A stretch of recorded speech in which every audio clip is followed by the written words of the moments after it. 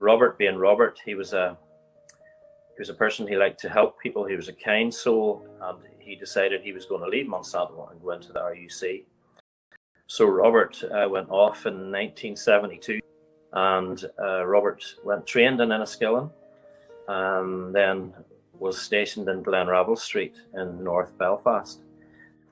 Sadly for us, on the 15th, going into the 16th of July in 1972, I remember on a Sunday morning, I was lying, it was a sunny day, the sun was coming through the crack in the curtains, and my sister came into the room, and she went over to my big brother, Terry, who was sleeping in the other bed, and I heard her whispering in his ear, Terry, and she was crying, and I was 10.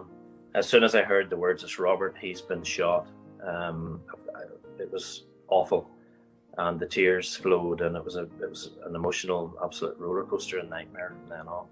It was an incident was phoned in on a forecourt of a garage. There had been some sort of a break-in, or alarm had gone off, and they needed the police to visit.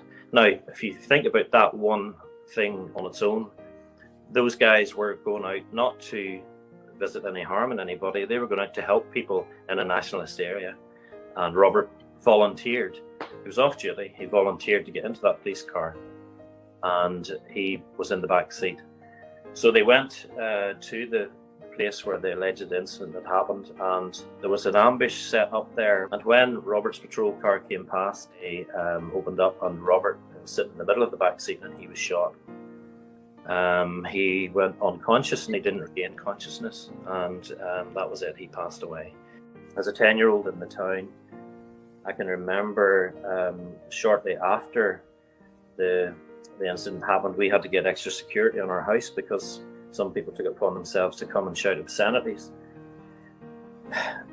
It wasn't easy for a 10-year-old to look at that and to, just get on with things. I suppose my life took a different direction at that time.